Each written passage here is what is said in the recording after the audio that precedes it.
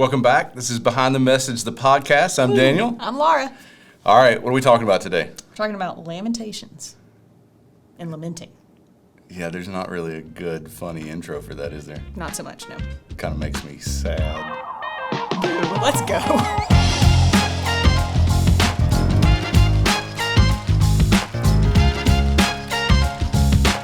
Okay, so we've been reading through the Bible. We're in Lamentations. Mike did a good job teaching us Sunday. I thought he did a good job organizing Lamentations, kind of bringing it out so we could not just feel it, but consider what it means to truly lament in a way that is God-honoring and not just being sad. Yeah. And we can talk about those distinctions in a minute, but what jumped out to you? Yeah, so I remember, it was like a couple weeks ago, reading Lamentations this time through, and I am excited for it. Like, in my mind, prior to reading, like, through the Bible this time, you know, Lamentations is, in my mind, kind of equivalent to Lamentations 3:23. The Lord's mercies are new every morning. Great is his faithfulness. And, like, that's what I have in mind as I sit down to read Lamentations. But reading it kind of in the context of the Bible 2025, I mean, we're coming out of these prophets, and we've had so many conversations as a church, whether in Prepare or in fellowship groups, about just the circumstances of Judah at this time. And we've talked multiple times about, you know, the 1/3 that dies by the sword and the 1/3 that dies by famine. And then you have the rest that are scattered, and you're like, they don't have phones, they can't talk to, so you're just kind of sitting in the grief and the enormity of the consequences of Judah's sin. And so I sit down to read Lamentations, and I'm kind of like almost naively excited, like, his mercies are new every morning. And then I'm reading, and I'm like, that is true, that's in there. And that's just like the one verse in the middle.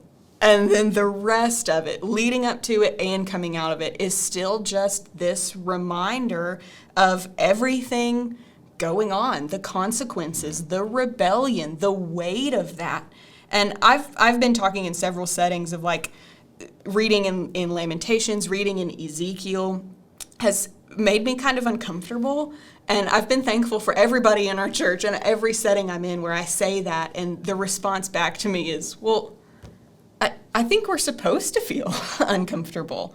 And so that was just kind of striking to me, like, personally reading this time through, was how much I will boil down such a rich book of Lamentations that really is a model for, like, what Mike introduced on Sunday as that authentic longing for the Lord in the midst of crisis and sorrow and loss. Like, my mind has boiled that down to the verse that makes me feel good, the verse that makes me happy. Like, oh, it's like everything's fine. His mercies will be new in tomorrow.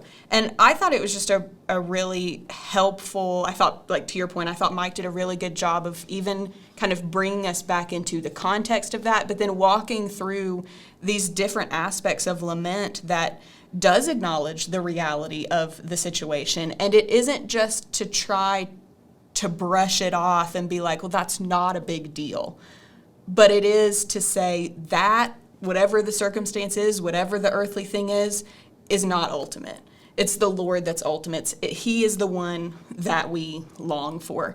I've had a couple conversations even since then with different people in our church, and they had two different reactions that I thought was really striking. So both people kind of had just rough weeks for different reasons. One of them said, I'm so thankful that we were in Lamentations this week. And the other person said, this was a rough week to be in Lamentations.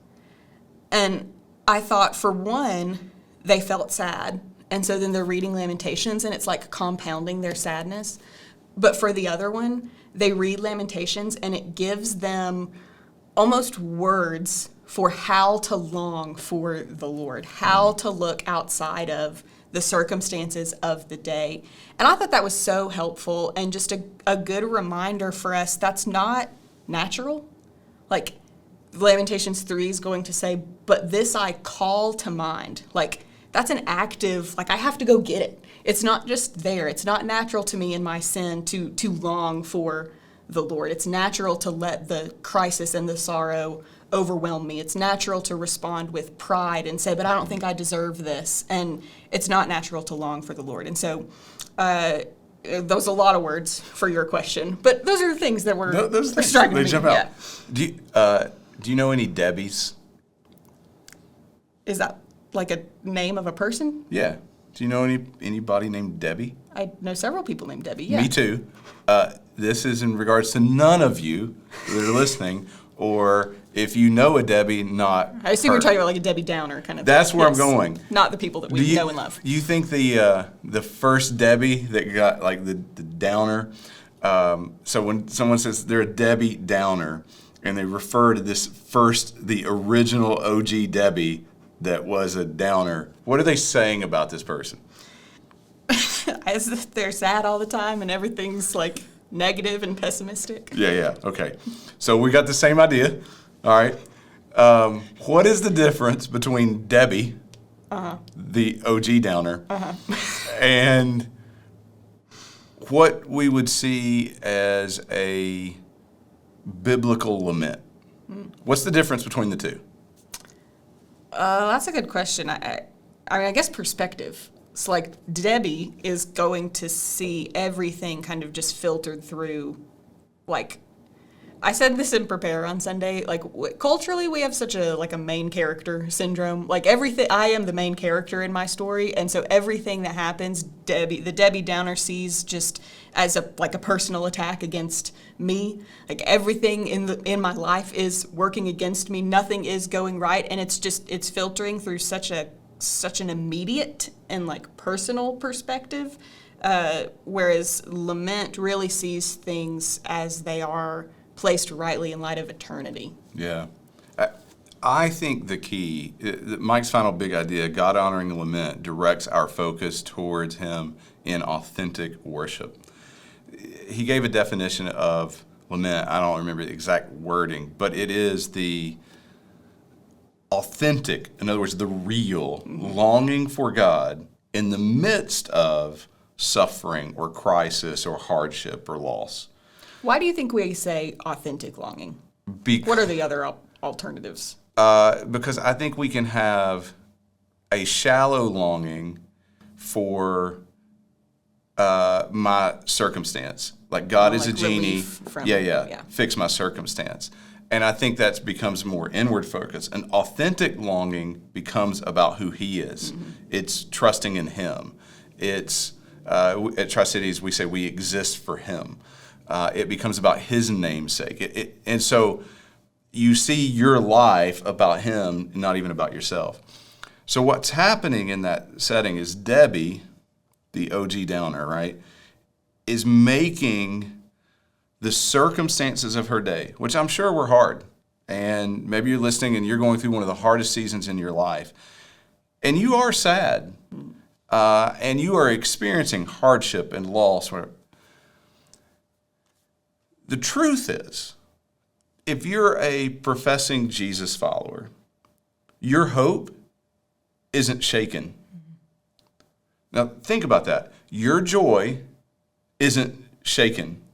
Now, are you happy in that moment? No, you're not. You're sad in that moment. But your hope is firm. Your joy is fixed on an absolute. So regardless what loss you would experience, it really cannot and should not bring you down. Will you experience the sadness of it? You will. Will you experience the injustice of it? You will. Will you experience those things in this broken world? You will. But your hope is not in this world. And that's what Paul's talking about when he's like, look, I look forward. Mm-hmm. The Debbie Downer looks at the circumstance and takes her joy and begins to chip away and pull it down. Takes the hope and says, this is it. The person who is faithfully worshiping the Lord laments by longing for God in the midst of that setting. this is really sad, and this really hurts, and I'm really struggling in this injustice or this loss or whatever, but I long for the day. And there's a hope that's anchored in who he is. And I think that's really important, because otherwise we get the sense of practical application that we should just walk around as a bunch of Debbie Downers, right? Sure. And that's not the way we should live. If anyone should walk around with joy and hope, it should be us, even when we're sad. You say, well, wait, how do I do that? You look beyond the circumstances of this day and you set your hope in Jesus. And you see everything in light of him. And what that's going to do is it's going to, sure, will you experience loss and sadness and heart? You will.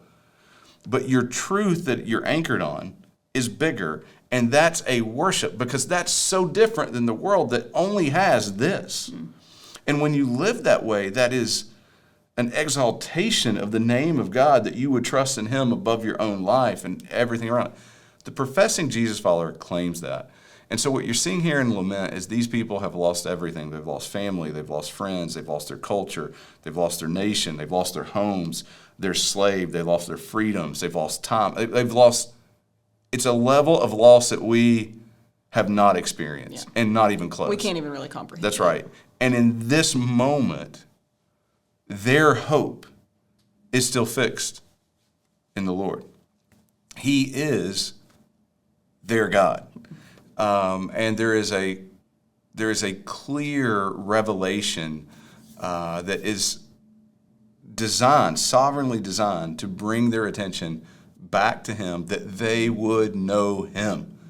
Because in him is the only hope, the only joy beyond the circumstances of this fleeting world. And so Lament longs for the Lord. It worships him. It does not give weight to the experiences of the world. Are they experienced? They are. They are felt. We're sadness. But it does not weight our hope or our joy accordingly. And that's a really important distinction. Mm-hmm. Otherwise, we just walk around thinking we should just be Debbie Downers and keep it real. Yeah. Keeping it real means our hope is not shaken even if we lose our family, even if we lose our home, even if we lose the things that are very sweet and dear to us in this world. They do not change those truths. Well, you said keeping, like Mike talked about Lament being honest with the circumstances of the day, and it's like keeping it real is an important reminder for us that, like, we can be honest and yet be wrong, or we can be honest and only have like a partially true perspective of the thing. And so the honesty doesn't mean just laying everything out and then being like, so that's how it is. There needs to be like a tethering of that back to the truth revealed in God's word of, again, kind of that eternal perspective. So all of the sadness and the grief and the loss can be real, and I can say all of those things and be honest about it. And then I need to also say, or someone needs to faithfully remind me, but that's not everything. That's right. Like, here is this truth. The other thing I think is important, and this is kind of the last thing I'll say, is like the practice of setting our hope is not just in times of lament. It also has to be in it should be proactive. The good days. It has to be proactive. I think a lot of times the reason why we can struggle with lament is because when we experience the suffering, our hope is shaken. Yeah. And so what that reveals is that our hope has not been in the Lord. It has been in this thing instead. And that can be a really tough place to fight from. We have to fight from that place. But we also can set ourselves up for better lament when we will fight to set our hope on the Lord when everything is going well. And when we can intentionally ensure that we are not setting our hope on the good circumstances. And people will say, like, but I don't even know how to do that. I think it's less about doing something and more about seeing the Lord rightly. Yeah. It's seeing. It's meditating through the situation and being consistent with your own faith. So, for example, I don't mean like you think about it like you worry. You're anxious. I mean you are setting your resolve to be consistent. Saturday, you wrestle with if my family dies this afternoon, he is still worthy of worship. And if that happens, I want to get out of bed. I want to go stand with my church family, and I want to sing praises to the God because he's worthy. And I want to do it, yes, for me, as hard as it may be, but I want to do it for the exaltation in the name of the Lord. Yeah. And you start thinking, okay, me losing this thing that is most precious to me, I still do this. Well, then you wake up Sunday morning and you're tired. You were up later than you went, and your head hurts a little bit, and you go, I could just stay home. But if the day before you're like, if I lost everything, I'm here, it's worth it. Right. What, are you kidding me? So what we do is we avoid meditating through those extremes, and therefore we're inconsistent. I would say, again, not in a point of worry, but a point of resolve to work through your salvation and understand what it means to have that kind of faith. Think through those scenarios. What if every one of your children did suddenly die? Is he still worthy of worship? Are you going to be sad? Of course you're going to be sad. He's still worthy. Do you lose hope? Do you lose joy? And I'm telling you, if your answer is yes, then what you're confessing is my hope and my joy is Jesus plus something. Right. And when you start having to wrestle through that day in and day out, you're really considering who God is and who we are in light of him. And to your point, too often in the church, especially in the Western culture, we try not to think on such heavy things. Mm-hmm. And so then inevitably when those seasons of loss or crisis come, we're thinking through it for the first time in the midst of our sadness without the consistent resolve that's anchored in. As you guys go, I want to read a verse to you. I want you to think about something. I don't want to answer the question for them. I just want to leave it there, let them think about it, okay? We're not too far away. We're getting into fall. Fall means football, and then fall gives way to winter, and winter is Christmas. And that's exciting. And at Tri-Cities, we talk about Advent. And we remember to anticipate. All right. So we talk about that every year. There's an anticipation for the second coming, the salvation that lies ahead, that's taught to us through Scripture. Scripture does this thing sometimes where it says something one way and it says something another way, and it seems like, well, wait, what are you saying? Lamentations 3:25.